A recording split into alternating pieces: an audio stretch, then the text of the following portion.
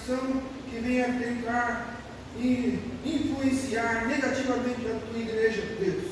Nos dê graça, Senhor, repreenda, não nos deixe cair em tentação, mas livra-nos do mal, Deus. Nos ajude, ó Deus, para que possamos cumprir a tua vontade segundo a tua palavra. Ó Deus, livra-nos do caminho de Caim. Livra-nos, Senhor, de buscar lucro. Livra-nos, Senhor, de cair no erro de Balaão. Livra-nos, Senhor, de ser influenciados como aqueles que foram influenciados na rebelião de Corá. Ó Deus, nos ajude, Senhor, para vivermos em tua presença, que possamos viver em harmonia, em fraternidade, de maneira honrosa. Livre-nos, Senhor, de maus líderes que cuidam de si mesmos. Nos dê graça, Senhor, para que possamos continuar firme em tua presença, Senhor, e honrar o teu santo e precioso nome. É o que te pedimos e te agradecemos, em nome do Senhor Jesus. Amém. Graças a Deus, estamos na presença do Senhor e é consciente de todos nós que precisamos do Espírito Santo para que Ele conduza a sua igreja, a cada um de nós, para que o que fizermos aqui seja para a honra e glória do Senhor Jesus. Amém. De que de nós mesmos, não é fonte em nós, não há fonte em nós para oferecermos algo para o Senhor, mas que tudo que vier de nós seja do Espírito Santo que habita na nova criatura. E que esta fonte não é nossa, mas é dele mesmo, para que seja dele, por ele e para ele o culto que prestamos ao Senhor nessa noite. Então, eu convidar os irmãos a se colocar de pé. Nós vamos ler o texto aqui em 1 Reis.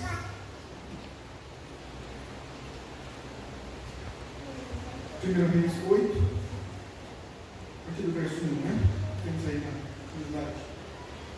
Então vamos ler todos juntos. Aí o rei Salomão convocou todos os chefes das tribos, dos grupos de famílias de Israel, para irem encontrar-se com ele em Jerusalém, a fim de levarem a arca da aliança de Deus, de Sião, a cidade de Davi, para o templo. Todos os israelitas se reuniram durante a festa das barracas, no mês de Etar, que é o 7º mês. Quando todos os chefes chegaram, os sacerdotes pegaram a arca da aliança e a levaram para o templo. Os levitas e os sacerdotes levaram também a tenda da presença de Deus com todos os seus equipamentos para o templo. O rei Salomão e todo o povo de Israel se reuniram em frente da arca da aliança e ofereceram em sacrifício um grande número de ovelhas e touros, tantos que nem dava para contar. Então os sacerdotes levaram a arca para dentro do templo e a colocaram onde devia ficar, no lugar santíssimo, debaixo das asas dos querubins, pois as suas asas estendidas cobriam a arca e os seus cabos. As pontas dos cabos podiam ser vistas por qualquer pessoa que ficasse diretamente em frente ao lugar santíssimo, mas não podiam ser vistas de nenhum outro lugar. Os cabos ainda estão ali até hoje. Dentro da arca estavam somente as 2 placas de pedra que Moisés havia colocado ali, quando no Monte Sinai o Senhor Deus havia feito uma aliança com os israelitas depois que eles saíram do Egito. Quando os sacerdotes estavam saindo do lugar santo, uma nuvem encheu o templo do Senhor, com a glória do Senhor, e eles não puderam voltar para dentro a fim de realizar os seus atos de culto. Aí Salomão disse: Tu céu, embora tivesses resolvido viver entre as nuvens escuras. Mas agora eu construí para ti uma casa, um lugar onde viverás para sempre. Aí Salomão virou-se, olhou para o povo, que estava todos de pé, e pediu a bênção de Deus para todos. Depois disse: Bendito seja o Senhor, o Deus de Israel, pois pelo seu poder ele cumpriu a promessa que tinha feito a Davi, meu pai, quando lhe disse: Desde o dia em que tirei do Egito o meu povo de Israel, eu não escolhi nenhuma cidade de todas as tribos de Israel para ali construir um templo a fim de ser adorado nele. Mas escolhi você, Davi, para governar o meu povo. E Salomão continuou: Davi, meu pai, tinha planos de construir um templo para a adoração do Senhor, o Deus de Israel. Mas o Senhor lhe disse: Você fez bem quando planejou construir um templo para mim. Mas você não construirá, será o seu filho quem construirá o meu templo. E agora Deus cumpriu a sua promessa. Eu fiquei no lugar de meu pai como rei de Israel e construí o templo para a adoração do Senhor, o Deus de Israel. Também separei no templo um lugar para colocar a arca da aliança, onde estão guardadas as placas de pedra da aliança que o Senhor Deus fez com os nossos antepassados quando os tirou do Egito. Amém. Nós podemos se sentar. Está com oportunidade ainda? Gabi, isso, desculpa, é a Gabi. Aqui é a filha, né?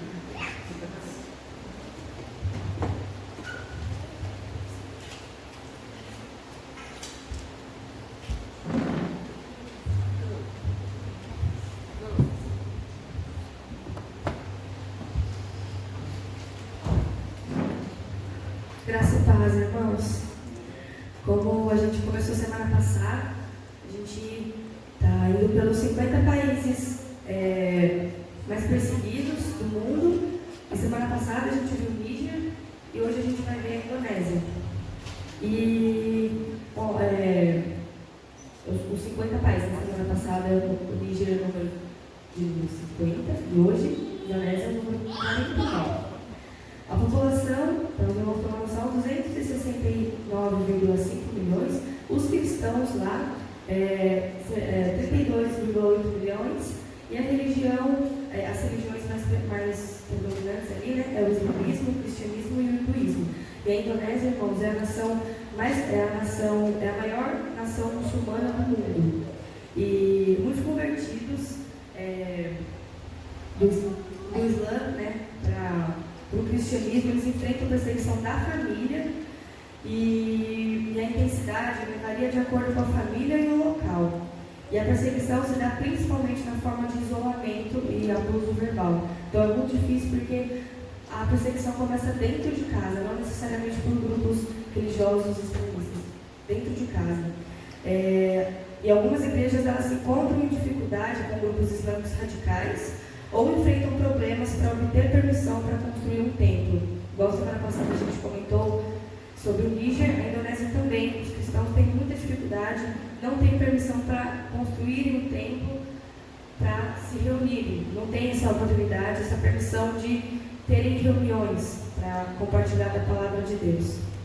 E alguns pedidos de oração, nos últimos anos, a sociedade, né, ela assumiu, como eu falei para os irmãos, o caráter islâmico mais conservador, né, e a situação dos cristãos se tornou mais delicada, por ser a nação mais muçulmana do mundo.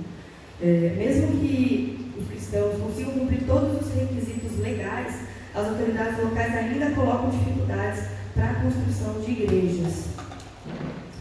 Então, que possamos orar para que essa situação, se for a vontade de Deus, seja revertida, porque nós sabemos como é maravilhoso nós nos reunirmos aqui, muitos irmãos têm esse desejo, querem compartilhar, querem trocar uma palavra com o irmão, mas não tem essa oportunidade. E oremos para que Deus faça uma grande transformação na Indonésia. Como vimos, nós guarda a maior porcentagem de muçulmanos do mundo e alcance muito mais pessoas com o Evangelho. E que líderes ousados e cheios do Espírito Santo sejam levantados ali e aqui indo para lá. Amém, irmãos? Aí está no material, os irmãos localizarem. Então vamos orar por essa nação, pelos nossos irmãos que estão lá, que sofrem perseguição, e para que pessoas conheçam o Evangelho. Senhor, obrigado por nós estarmos aqui reunidos, obrigado por essa liberdade, Senhor. Obrigado porque é maravilhoso estarmos reunidos com os nossos irmãos. Obrigado porque o Senhor nos deu esse privilégio. Não merecemos, Senhor, mas obrigado, louvado seja o teu nome. O Senhor é o Rei dos Reis, o Senhor dos Senhores, o Deus dos deuses. Não há outro Deus maior, nenhum Deus que se compare a ti. Senhor, colocamos nas tuas mãos a Indonésia, meu Pai, te pedimos pelos nossos irmãos nesse momento, que estão angustiados, que estão com medo, que o teu amor, que a tua graça, que a tua misericórdia vá no coração de cada um. Em nome de Jesus, fortaleça a tua igreja, Senhor, na Indonésia, em nome de Jesus, para que o Senhor seja glorificado. Meu Deus, em nome de Jesus, nós pedimos ao Senhor que o Senhor tenha misericórdia e que os nossos irmãos possam ter a liberdade, possam construir, ter um lugar para se reunir, para cultuarem o Senhor junto, compartilharem a palavra de Deus, a tua palavra, Senhor, em nome de Jesus, que essa situação seja revertida, se o Senhor quiser, para a tua glória, meu Deus, tudo para que o teu nome seja conhecido, em nome de Jesus. Meu Deus, pedimos ao Senhor, se o Senhor quiser, o Senhor é capaz, o Senhor é poderoso para transformar essa nação, em nome de Jesus, para alcançar, Senhor, pessoas que estão cegas pelo pecado, para que elas conheçam o Evangelho, que é o Senhor Jesus, que nos liberta do poder do pecado. Nós cremos que o Senhor é poderoso para transformar essas vidas, para mudar essa realidade. Colocamos diante de Ti, o Senhor é poderoso, meu Deus. Pedimos, tenha misericórdia, se as pessoas não sabem, Senhor, o que estão fazendo, precisam de Ti, meu Deus. Tenha pena em nome de Jesus. E levante, Senhor, em nome de Jesus, líderes ousados, cheios do Teu Espírito Santo, ali, meu Pai, para que fortaleçam a Tua igreja, para que espalhem o Teu Evangelho ali, tira do meio, Senhor, da Tua igreja ali, todo medo, toda vergonha, para que o Teu nome seja proclamado, expandido, em nome de Jesus. E levante pessoas aqui da Tua igreja, Senhor, nós que vivemos em um país que não é perseguido, temos liberdade. Levante missionários, Senhor, para irem a essa nação, a outras nações, para a Tua glória. Em nome de Jesus, nos ajude a Te honrar. Em nome de Jesus, Tu és poderoso e soberano, Senhor. A Tua igreja ora ao Senhor, que é poderoso, é o nosso Deus. Amém. Amém.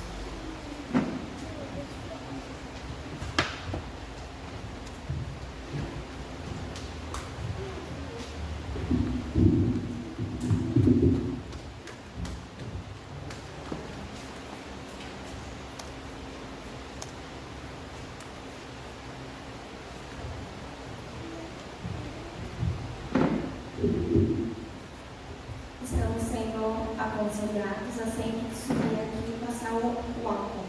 Que aí todos que subirem, vamos passar o álcool gel. Né? Neste momento eu estarei fazendo uma participação com um cântico e os irmãos conhecerem, sintam-se à vontade para cantar comigo. Este louvor, para mim, é uma demonstração de amor ao nosso Deus. Que nós possamos demonstrar ao Senhor o nosso amor quando somos gratos, porque o que Ele tem feito por nós é maravilhoso. Amém.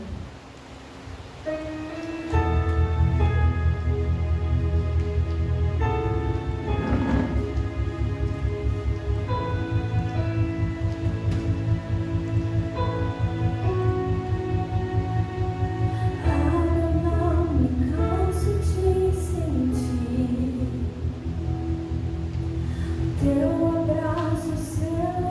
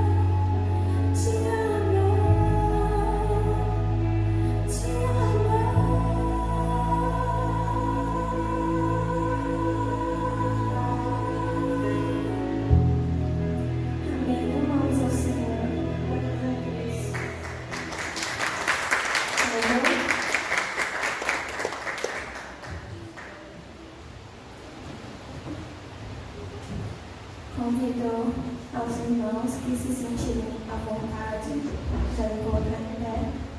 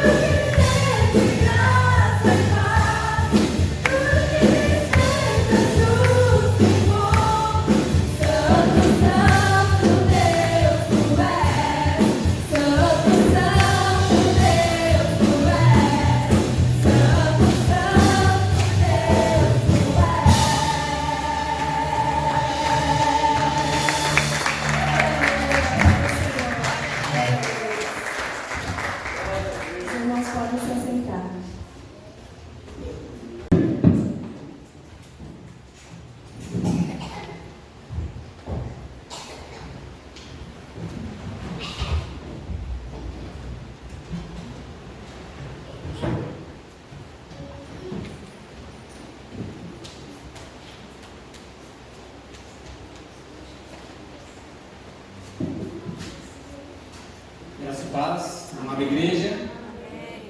Queria, antes de compartilhar a palavra com os irmãos, orar com a igreja, pedindo para que Deus trabalhe no coração dos irmãos e me utilize como instrumento para a sua glória e graça somente. Senhor, realmente, Pai, reto é o teu querer, Pai, a sabedoria, o poder pertence ao Senhor. E nessa noite, Deus, que estamos reunidos aqui como igreja do Senhor, Pai, no meio de caos, no meio, Pai, de pandemia, de tanta preocupação das pessoas, ó Deus, nós estamos confiando no Senhor e viemos aqui, ó Deus, nos reunir para celebrar, ó Deus, o teu nome, glorificar o Senhor, ó Deus, e te entregar o nosso louvor. Ó Deus, esperamos realmente que nessa noite, Deus, o Senhor se sinta feliz com nossas vidas, sorria para a gente, Deus, por causa, Pai, da celebração do nosso coração, quando pensamos na sua magnitude, pensamos em quem tu és. E agora pedimos, ó Deus, que a tua palavra venha, Senhor, nos confrontar, que realmente ela seja, Pai, como um martelo que esmiuça a pedra. Ó Deus, cumpra a função de espada realmente ali, penetrando, Pai, em nossos corações e nos ensinando, Deus, o que o Senhor quer esta noite. Então, Pai, utiliza-me com graça, que o Senhor prevaleça, Pai, que o Senhor cresça, ó Deus, essa noite, e nós oramos assim em nome de Jesus. Amém?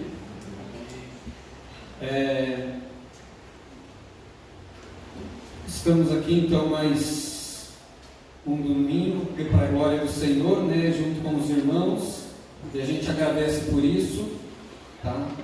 E graças aos irmãos, eu passei a estudar com empenho o livro de Romanos, tá? Então a gente vai compartilhar um pouco mais sobre esse livro com os irmãos essa noite, tá? Um livro que se trata de salvação, é um livro doutrinário, né, que tem sido chamado no correr da história da igreja, que a catedral da doutrina cristã, e é sobre ele que a gente vai compartilhar essa noite. E depois que eu fui convidado a estar no acampamento com vocês, eu fiquei pensando o quanto tem se perdido da doutrina da graça, quando a gente olha para a nossa geração, para aquilo que tem sido ensinado dentro das comunidades que se chamam evangélicas hoje em dia, quantas coisas têm sido colocadas na ministração ou no ensino dessas igrejas, muitas vezes, que não são importantes e não chega a quem ou perto da doutrina da graça e da salvação, do qual que é o tema central aqui de Romanos, que é a justiça pela fé. E essa semana eu vendo um comentário, né, na verdade ali uma pequena entrevista sobre uma música que eu cheguei a ouvir, e eu comentei um pouco do meu testemunho para os irmãos no acampamento, quando eu tinha o cabelo comprido, usava brincos, né, e eu não tinha experimentado ainda da salvação do Senhor, e era uma música do Bob Dylan, Blowing the Wind, né? E eu ouvi um pouco sobre o que ele falava dessa música nesses dias. Ele compôs essa música em menos de 10 minutos, tá? Os irmãos vão entender onde a gente quer chegar. Isso foi na década dos anos 60, mais ou menos, e ele compôs essa música sentado numa praça, olhando uma folha, um papel subindo com um vento. E ele compôs essa música que na tradução significa soprando ao vento. E a letra, a tradução dela diz assim: quantas estradas um homem precisará andar até que possam chamá-lo de homem? Sim. Quantos mares uma pomba branca precisará sobrevoar? Até quando ela passa a dormir na areia? Sim. E quantas balas de canhão precisarão voar até serem para sempre banidas? A resposta, meu amigo, está soprando ao vento. A resposta está soprando ao vento. O que Bob Dylan, que não tinha princípio cristão nenhum, ele estava querendo dizer com essa música, soprando ao vento, olhando para aquele papel, ele estava dizendo que o homem não aprende nada com a história. Quando ele diz, quantas balas de canhão precisarão voar até serem para sempre banidas, ele está falando, quantas guerras deverão existir até que haja paz para sempre. O que a gente olha para a história humana e a gente vê o que o homem aprendeu com a Primeira Guerra? Nada, porque logo depois veio a Segunda Guerra. O homem olha para a história e ele não aprende nada. Então ele fala, essa verdade que o ser humano encontra é como um papel amassado e jogado ao vento que voa. Ninguém pega essa verdade. É isso que ele diz no seu cântico. Eu queria que a gente pensasse um pouco nisso também, dentro dessas verdades, porque o homem não encontra a verdade olhando para a história. Mas um certo homem chamado Lutero, em determinado momento da história, ele pegou a carta aos romanos, que durante muitos anos foi jogada ao vento. Depois de séculos, sido lançada, ele achou esse evangelho puro, que é o que está escrito em Romanos. E isso trouxe um impacto para o mundo. E é isso que a gente precisa pensar. Passaram 400 anos desde que Lutero achou essa carta de Romanos ali. E muitas vezes na história, essa carta continua lançada ao vento, onde a gente não vê um cristianismo impactado por ela, com as verdades essenciais que elas contêm. A carta que Lutero achou, os irmãos, que é essa carta de Romanos, naquelas ruas escuras, elas tinham sido escritas há milhares de anos antes. Essa carta de Romanos tinha sido, essa carta que Lutero achou, ela tinha sido escrita por um homem com mãos frágeis, um homem que estava sofrendo, que vivia preso, que não tinha tanto vigor físico, mas tinha um vigor espiritual, cheio do Espírito Santo. Ele escreveu essa carta em folhas frágeis, para cristãos frágeis, que não é como eu e como você, que muitas vezes nós nos vemos. Ele escreveu para cristãos que possivelmente ele nunca tinha visto. E ele escreveu essa carta para um povo que estava vivendo num império hostil. E esta igreja de irmãos ali acharam essa carta também ali na igreja primitiva, essa carta que tinha sido jogada, eles não deixaram ela à deriva, ao vento. Nós vemos os irmãos de Roma pegando essa carta, e essa carta lá em Roma, começou a mudar a vida das pessoas, porque ela trazia verdades que impactavam a vida deles, que influenciavam a cidade e o império. A carta foi escrita em 57 depois de Cristo.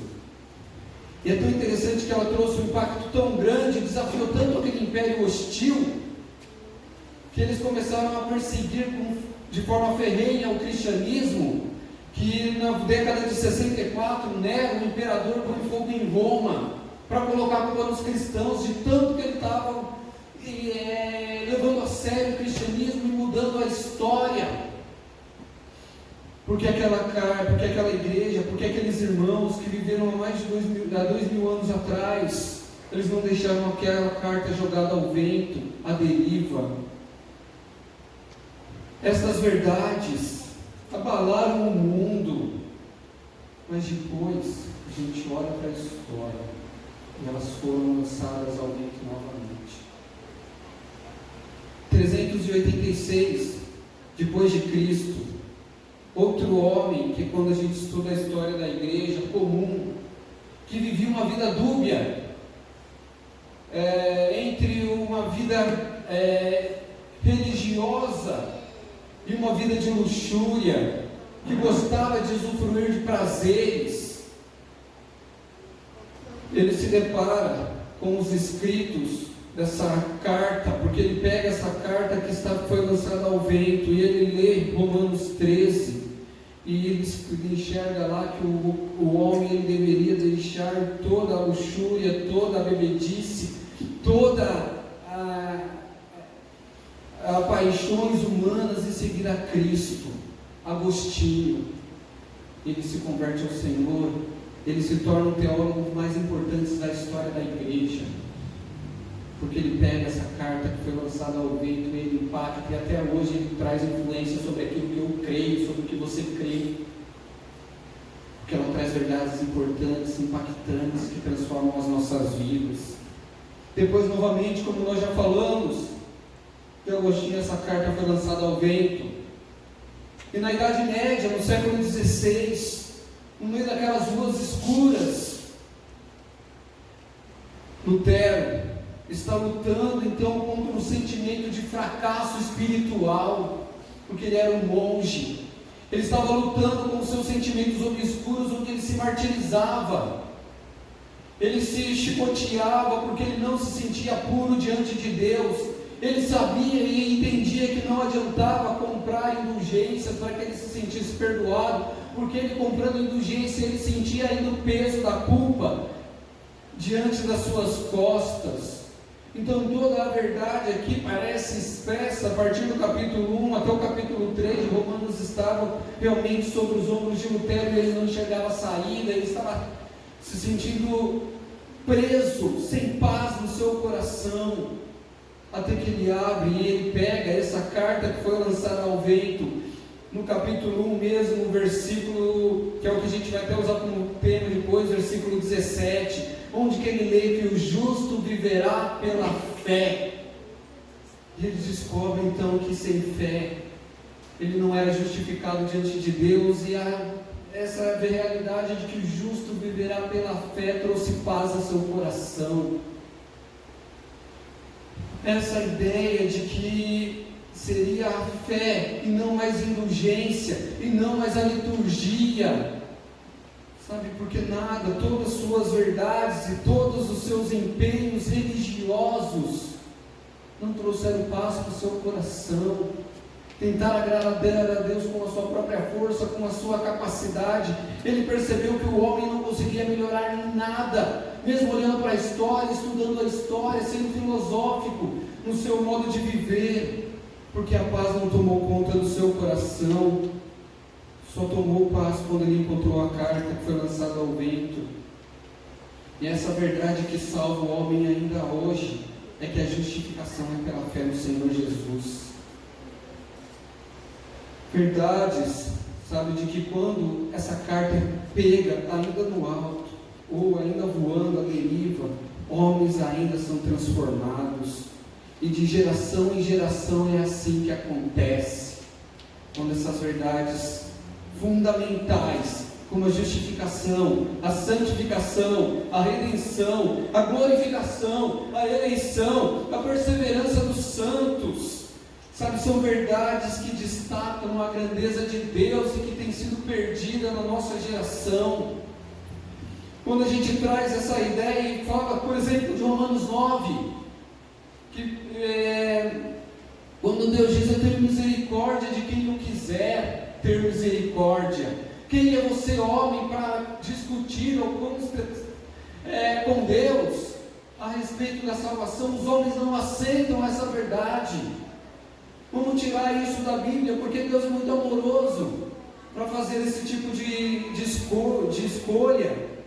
Então a nossa geração precisa pegar essa carta que tocou os romanos, sabe, aqueles romanos que foram devorados por leões, a ponto de defender então essa fé, essas bases que nos mantêm vivos, sabe, verdades que pegou aquele devasso Agostinho na sua vida adulta e fez ele até ser considerado como Santo Agostinho na história da igreja.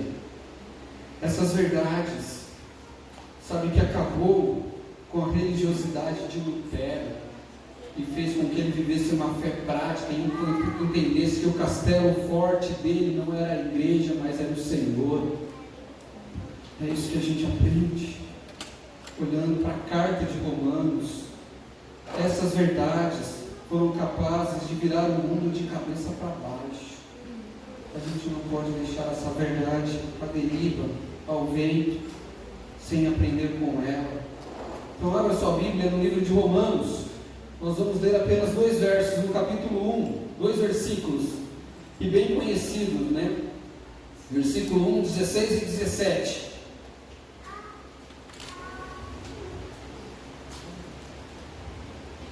Romanos capítulo 1, versículo 16 e 17. Diz assim: não me envergonhe do Evangelho, porque é poder de Deus para a salvação de todo aquele que crê, primeiro do judeu, depois do grego.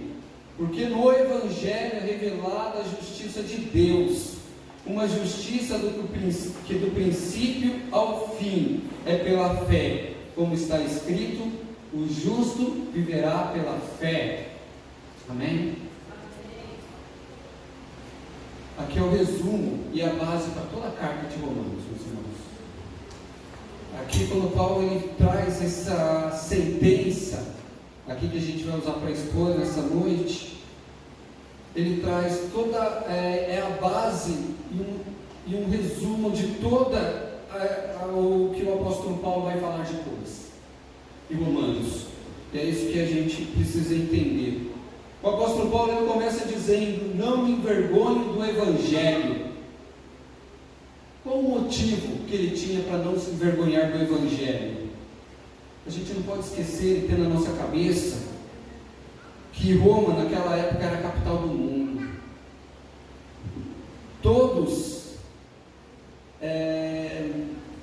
Ela era a mais poderosa em toda a história que a gente pode medir através da campanha militar, política, social. Hoje a gente não tem um país que se equipare ao que era Roma naquela época, dentro do seu poderio, dentro da sua força, dentro do seu prestígio, dentro da sua riqueza, porque lá naquela capital tinha todo o poder, tinha toda a riqueza, todas as sabedorias e todos os sábios estavam ali.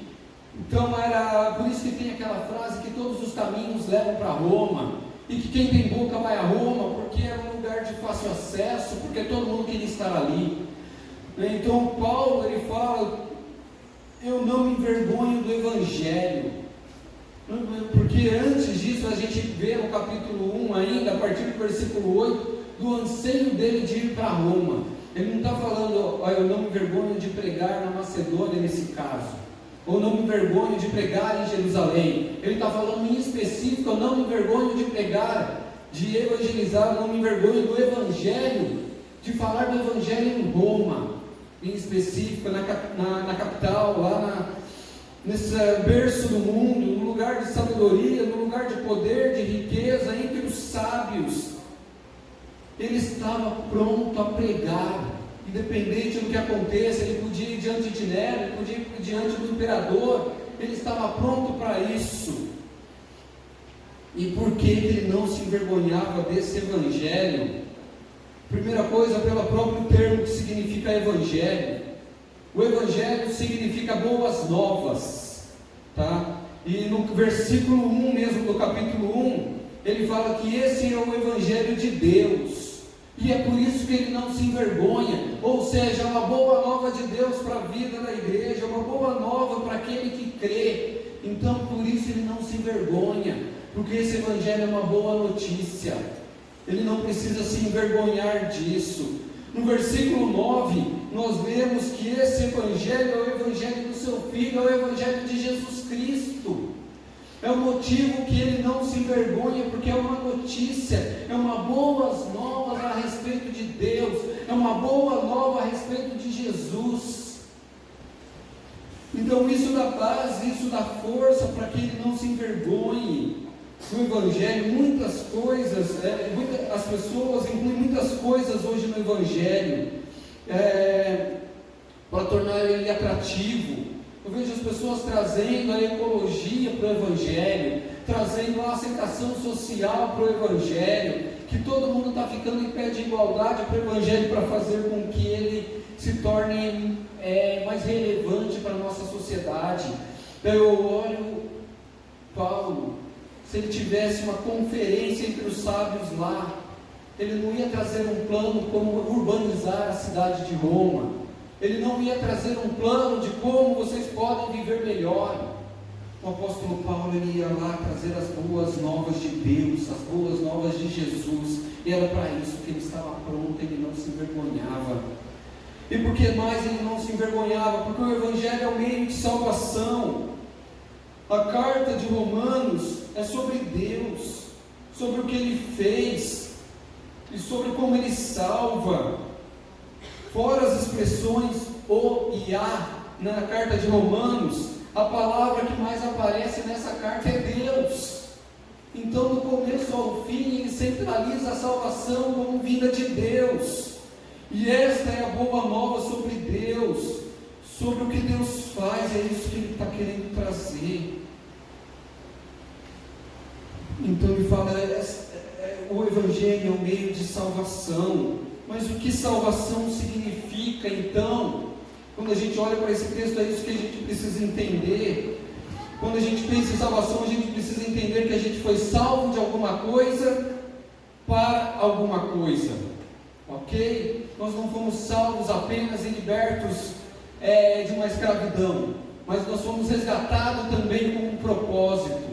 E essa é a ideia, quando o apóstolo Paulo ele traz aqui, vocês foram pelo meio da salvação, o Evangelho, não me envergonhe do Evangelho, porque ele é o meio da salvação, o poder de Deus para salvar. Então nós somos salvos de alguma coisa para alguma coisa. Esse é o Evangelho. O Evangelho não é uma ideia que foi lançada à deriva. O Evangelho é libertação, é justificação, é salvação. É isso que o apóstolo trabalha. E ele procura fazer um contraste então ali em Roma contra as ideias filosóficas e as academias filosóficas da época de Sócrates, Platão, Aristóteles, porque eles ficavam dentro de um pensamento, e muitas vezes esses pensamentos eles são interessantes. Eu gosto de filosofia, sabe, pensamentos profundos, mas quando a gente começa a perceber e olha para esses pensamentos, esses pensadores, nós vemos que eles não levam o homem a lugar nenhum. Eles começam num lugar e quando eles terminam, eles estão no mesmo lugar de onde eles começaram. Essa é a verdade. Então Paulo está ali entre os estoicos e os epicureus, achando que o motivo da existência é só ter prazer. Então eles bebiam até vomitar, faziam sexo até cansar, e depois faziam todas as mesmas coisas. Então Paulo ele diz, olha, a minha mensagem, ela não é uma mensagem que deixa o homem do mesmo jeito que ele está. Com as mensagens dos filósofos, ele contrasta então isso contra os sábios. Por isso eu não me envergonho do Evangelho. Eu não me envergonho porque ele é poder de Deus. Poder, aqui é algo bem interessante do grego, é dunamis. E a gente aportuguesou dunamis para dinamite, aqui, né? E é até interessante, quando tinha prova de grego, tinha gente que errava na prova. Quando vinha o dunamis, eles escreviam explosão na tradução, mas a tradução é poder. Porque qual que é a entonação dessa ideia de poder que o apóstolo Paulo diz? Que o Evangelho é o poder de Deus para a salvação de todo o que crê. A ideia é de que esse poder que foi até colocado na dinamite, é que quando a dinamite ela explode em determinado lugar, aquele lugar não permanece o mesmo. Consegue entender? Então, quando o Evangelho de Deus, esse poder que é expresso aqui, que é do Evangelho, quando ele entra na vida da pessoa, a pessoa não permanece a mesma. Ele é o poder de Deus. Ele contrasta isso com a filosofia que dá voltas e sempre cai no mesmo lugar. Mas esse é o Evangelho que do Paulo não me envergonho, porque ele é poder de Deus para salvar. Ele é poder de Deus para libertar o homem, para justificar o homem, para santificar o homem. E nós temos o conteúdo dessa salvação. E dentro desse conteúdo, dentro desse próprio verso a gente entende isso, que a primeira coisa ele fala, para haver uma salvação esse homem precisa ser salvo, ele precisa enxergar a condição que ele está. Quando eu falo que aqui é o início, a base para toda a carta, é porque aqui ele vai partir para explicar então depois disso, que é a partir do versículo 18, a condição do homem, para mostrar que o homem precisa de salvação, inclusive os romanos, que era a mata da sociedade, inclusive os romanos, que eram os poderosos, que dominavam ali, né, que tinham a sabedoria e continham isso. Então ele descreve a condição do homem, ele fala que essa condição do homem é a consequência da queda. No capítulo 1 ao capítulo 3 ele descreve a depravação do homem completa, que o homem deixou de dar glória a Deus para viver para a sua própria glória e adorar as coisas criadas, e o homem se entregou de tal forma a essa depravação, que eles começaram a se juntar homem com homem, mulher com mulher, fazendo algo abominável ao Senhor. Parece que ele está escrevendo para a nossa geração hoje. Na verdade ele está, e essa carta continua à deriva, e ela continua sempre precisando ser pega pela gente, sabe, sem isso na mente, sem essa ideia da depravação, da consequência da queda, que o apóstolo Paulo fala, e ele compara até o desobediente aos pais, como esse que fez coisa abominável ao Senhor, de forma tão grande ele diz isso. Ele fala que aqueles que aprovam essas coisas, ou simplesmente que consentem com elas, estão no mesmo patamar. Então ele olha para o homem e fala, o homem por si só ele não tem esperança, por causa da condição que ele se encontra. O homem natural, o tempo passou, a história passou, ele não evoluiu em nada, ele não aprendeu nada, como diz ali a música. E ele olha, as coisas passam, mudam, e ele não aprende. Então nós vemos que ele tem princípio de moralidade no seu coração. O apóstolo Paulo fala isso. Mas ele tem uma natureza que não muda, ela não consegue mudar sozinha. E é por isso que muitas vezes eu não gosto que mintam para mim, mas eu minto para as pessoas, porque eu tenho princípio de moralidade no meu coração, mas a minha natureza decaída faz com que eu peque dia após dia. Então ele fala que o Evangelho é poder de Deus para salvar, e essa salvação é a libertação de todos os efeitos da queda. Qualquer definição de salvação fora disso, que a salvação é a libertação de todos os efeitos da queda, está aquém do que significa salvação.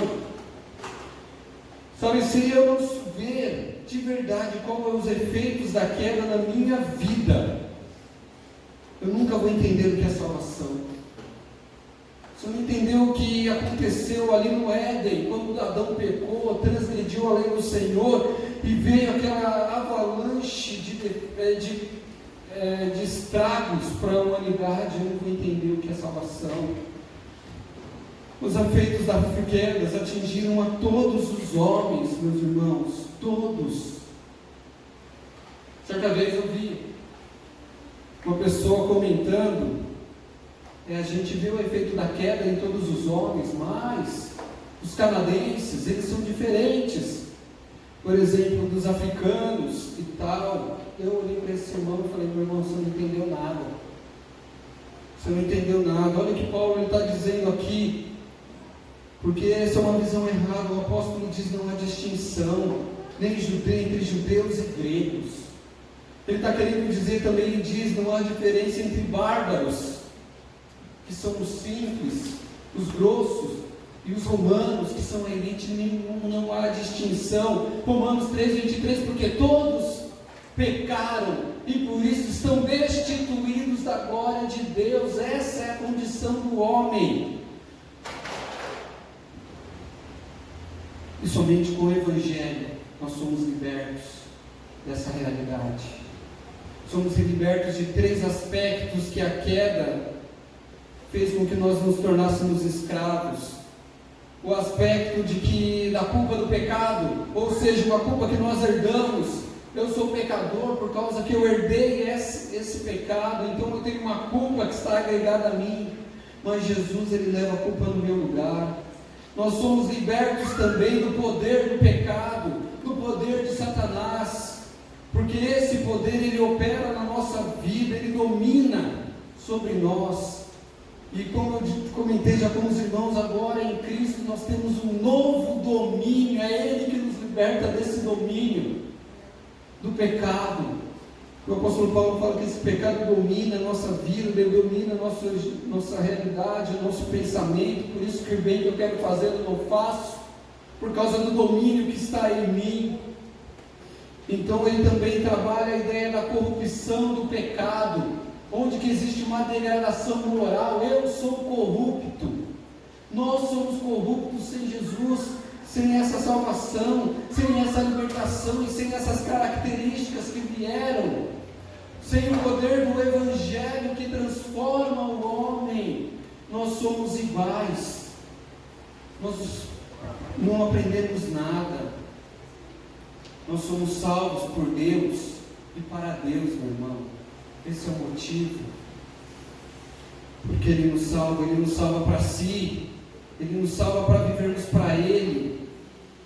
E interessante que o apóstolo Paulo ele trabalha isso através do tempo. Ele explica isso através do processo, porque Romanos 1, do capítulo 1 até o capítulo 8, ele conta, ele fala só sobre salvação. Ele fala a importância da salvação para a minha vida e para a sua vida. Então, dentro desse período, ele trabalha a ideia de que nós somos salvos. A justificação. Isso se deu no tempo passado, quando Cristo morreu pelos meus pecados passados, presentes e futuros. Ele rasgou o meu escrito de dívida, que era contrária contra mim ali na cruz. E hoje eu sou justo diante de Deus por causa de Cristo, porque Deus olha para mim, Ele vê Cristo, Ele vê a cruz. Eu sou justo diante de Deus, é um fato que aconteceu. Sabe, então hoje, aquele aspecto que me condenava, graças ao poder do Evangelho que me transformou, eu sou justificado. Isso aconteceu no passado. O segundo aspecto é que nós estamos sendo salvos, e o apóstolo Paulo ele trabalha isso a partir do capítulo 6, que é a santificação. Ele trabalha então dentro desse processo que no tempo presente nós estamos sendo santificados para viver para a glória de Deus, e podemos fazer a diferença aqui. O impacto que essa carta trouxe ali na vida de Agostinho, que trouxe na vida do Lutero, pode fazer na minha vida e na sua vida, pode sacudir a nossa história, como sacudiu a história em Roma, a ponto de incomodar o imperador. Sabe, um outro aspecto que ele trabalha ainda, é que nós seremos salvos, que é a glorificação, que é o aspecto futuro da salvação, daquilo qual nós vamos obter e morar para sempre diante e junto do Senhor. Quem que nos dá essa certeza e convicção e segurança? Porque aqui o apóstolo Paulo ele trabalha a corrente de ouro, no qual nós fomos justificados, santificados e glorificados. É uma corrente de ouro que não quebra, é uma corrente de ouro porque a salvação vem de Deus. É Ele quem chamou, é Ele quem justificou, é Ele quem santificou, é Ele quem glorificou. Então não se quebra, meu irmão, nossa vida está segura em Deus. A salvação vem de Deus, salvação pela fé, e é por isso que o apóstolo Paulo não se envergonhava. É por isso que eu e você não devemos nos envergonhar desse Evangelho. Sabe, esta mensagem não pode ser lançada ao vento. Essa mensagem que sacudiu Roma não pode ficar escondida. Essa mensagem que transformou o libertino Agostinho, não sei como você tem vivido, mas ela pode transformar a sua vida. Essa mensagem que trouxe paz ao Lutero, que era tão religioso, e depois que trouxe paz ao seu coração, revolucionou a história e veio impactando as nossas vidas depois do período da Reforma. Então o Evangelho é o poder de Deus para a salvação de todo aquele que crê, sem distinção. Ele veio para te alcançar. Sabe, é com essa ideia que eu queria pensar e terminar essa mensagem essa noite. É uma carta que traz pontos profundos para as nossas vidas, que trabalha então essa corrente de ouro que não se quebra, porque por ele nós somos chamados, por ele nós somos justificados, somos declarados justos, por ele nós somos santificados e glorificados. Nós precisamos compreender isso, sabe, deixar para que esse Evangelho impacte a nossa vida com aquele poder de que quando ele entra, essa pessoa não permanece mais o mesmo. Nós vamos ouvir um pouco mais disso agora, né, dentro dessa divisão, onde que há uma aplicação, talvez, dessa mensagem vai ser através de um cântico que a Lu vai cantar. E ele vai falar desses princípios doutrinários também. Eu queria que você saísse daqui hoje, porque esses princípios doutrinários, segundo os reformadores, segundo os puritanos, eles não podem ser pronunciados por nossos lábios sem que haja um temor, sem que haja um tremor nas nossas bocas. Então eu queria que os irmãos pensassem e orassem enquanto a Lu estivesse cantando este cântico. Amém?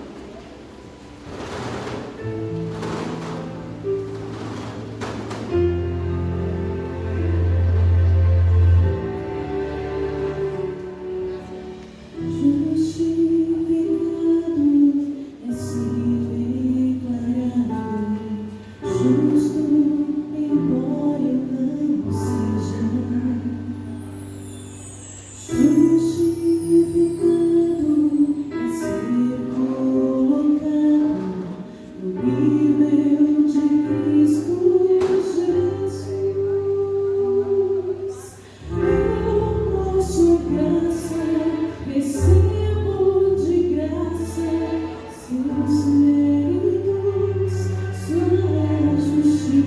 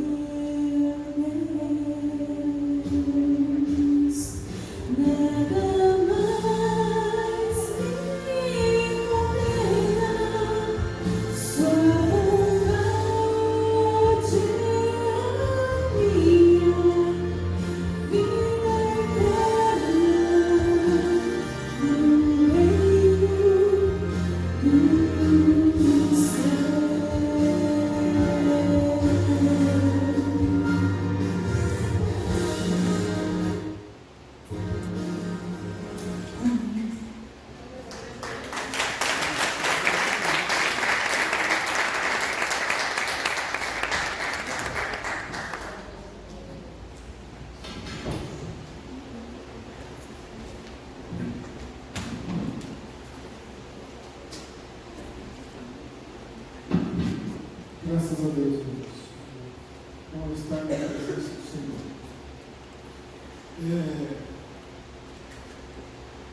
E agora, como vamos viver? Vive pela fé. O justo viverá. Ora, mas eu creio, eu sou uma pessoa de fé. Não é a questão da fé, é em quem você confia. Confie em Jesus. Confie nele, em Jesus Cristo. O justo viverá pela fé. Viva pela fé em Jesus Cristo. Em Jesus, somente em Jesus Cristo. Ele é o autor e o consumador da nossa fé. Muitas pessoas creem em muitas coisas. Como você obtém isso, irmãos? Através do Evangelho, do poder de Deus. É isso que eu quero dizer. Muito obrigado pela presença de todos. Quero agradecer a presença de cada um dos irmãos. Obrigado pela presença de alguns visitantes, pelos nossos novos. Isso é uma alegria. Toda a igreja fica contente com isso. Né? Isso é uma honra para nós podermos compartilhar com os irmãos também da palavra de Deus. Né? Estamos honrados e nos alegramos muito. Esta não é outro lugar, a não ser a casa do nosso Pai, é do nosso Deus. Por isso que o Senhor Jesus nos ensina a quando orarmos dessa maneira. Pai nosso que está no céu. Não um Deus particular, mas é um Deus universal. É um Deus que nos traz vida. O livro de Apocalipse diz que dos povos, todas as nações, de todas as nações, louvarão o nome do Senhor, glorificarão o nome do Senhor. Está acontecendo, irmãos, todos os sábados, o encontro da Junta de Missões. Isso acontece às 10 horas. Estamos estudando aqui sobre vários países em perseguição, os países que estão sofrendo da janela 1040, né? Então, tem sido muito enriquecedor você conhecer o que está acontecendo no mundo, o que está acontecendo, né? Nos lugares, principalmente os mais difíceis. A Gabi está colocando aqui, e todos os domingos ela está falando 5 minutinhos. Dos 50 países que estão em perseguição, ela começou do 50º. Hoje ela falou sobre o 49º. E assim até chegar no primeiro. Então as coisas e as notícias e as informações que nós vamos obter aqui, elas vão piorando cada vez mais, até chegar no primeiro país mais perseguido. E por isso estamos tirando alguns minutinhos de oração aqui, né, quando se apresenta dificuldade. Então, a Gabi tem informações, está ligado junto com as portas abertas, recebe as informações atualizadas constantemente. Tá bem? Então, sim, sábado, luta de missões, né? Hoje nós temos tempo, eu falei nos avisos. As aulas de violão estão acontecendo todas as terças-feiras, aqui às 19h30. Né? Os alunos estão aí, a igreja está financiando isso. Culto no lar, na semana, quartas-feiras, está sendo aqui na igreja no momento, enquanto não houver necessidade, né? Mas todas as quartas-feiras, 20 horas aqui na igreja, estudando a palavra, cantando livros, né? Sábado, então, às 18 horas haverá um ensaio. Sábado agora, é isso? Então, o coral vai ensaiar, e é o sábado dos jovens, né? Então, às 18 horas tem ensaio do coral, e às 19h30, é isso? Não? Você vai falar? Sério? Ok. Então, isso que você vai falar? Então, irmãos, também está acontecendo, não nesse sábado por conta do culto de jovens, mas nós estamos nos reunindo aqui e estudando, o título de Homens Sábios. Estamos estudando a palavra de Deus, conferência aos livros de Provérbios, e estamos obtendo muito conhecimento das Escrituras e fazendo dos homens sábios, para honrar e glorificar o nome do Senhor. Paralelamente também, numa sala à parte, as mulheres também estão estudando assuntos que competem a elas, estão conhecendo verdades que as libertam e estão obter informações para esquivar-se das mentiras que muitas vezes elas acreditam. Né? Então é importante, todos estão convidados a estar aqui tanto no sábado, quanto homens e mulheres. Né? Traga as suas crianças na escola dominical, a igreja investe em material e tem uma sala específica para que elas possam crescer no temor do Senhor. Se você está contribuindo com mais uma vida neste mundo, trazendo seus filhos a este mundo, e você continue a obra, trazendo-os à casa do Senhor. Porque se você instruir a criança e ganhar e cultivar o seu coração, ela vai confiar em você a sua guarda, de forma espiritual. Mas se você não cultivar o amor de Deus no coração dessas crianças, o mundo vai ganhar elas. E ao invés de você contribuir em multiplicar o reino de Deus, você estará contribuindo para o reino das trevas, e enviando e deixando que seus filhos sejam conquistados pelo inimigo. Então, instrua o seu filho no caminho que ele deve andar. Inculque ele a palavra de Deus. Ande com ele, deite com ele, levante-se com o seu filho, seja amigo do seu filho, para que você possa contribuir para o reino de Deus. Se é uma alma que você tem que ganhar para Jesus, uma forma popular de dizer, ganhe pelo menos seus filhos. Isso é um compromisso. Irmão, na escola dominical, é possível que alguns ainda não pegaram revista. Eu tenho algumas revistas ainda.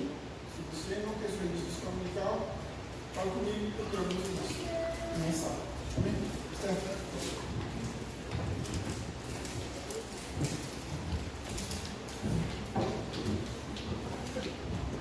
Irmãos, você pode colocar a Bíblia, por favor?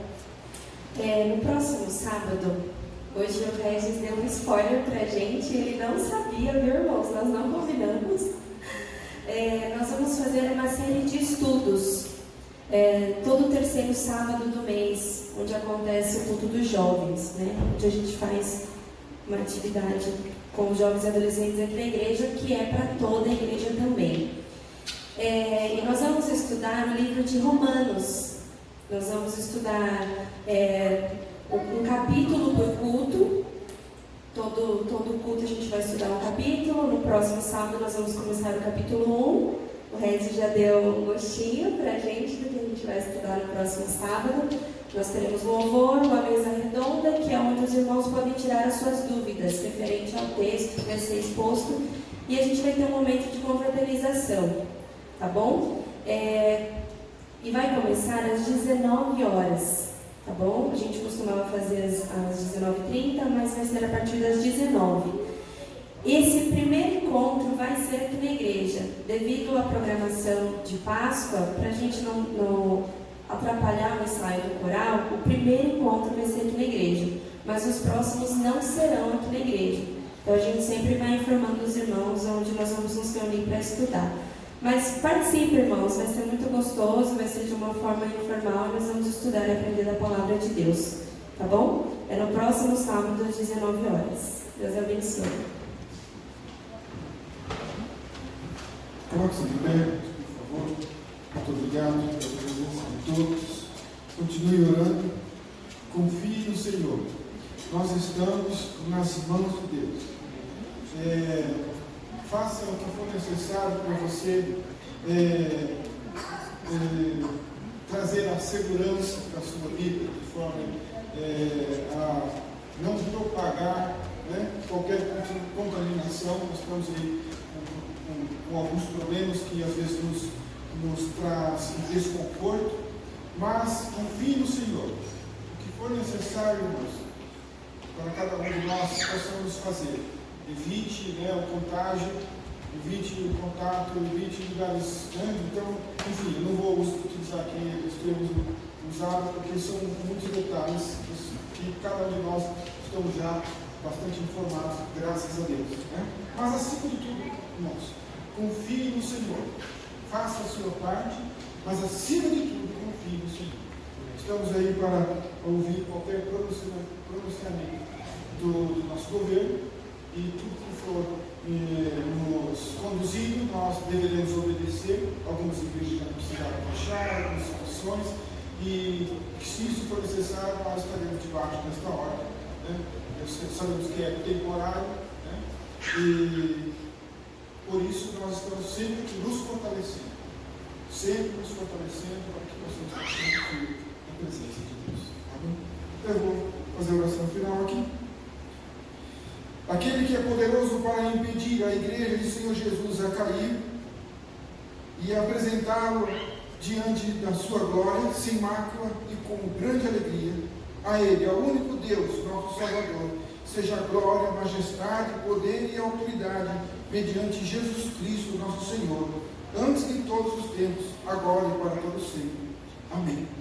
Que o amor de Deus Pai, a graça do nosso Senhor e Salvador, Jesus Cristo, e as consolações do Espírito Santo sejam com todos, hoje, amanhã e sempre. E todo o povo que é de Deus. Pode dizer amém? Amém. Amém. Deus abençoe.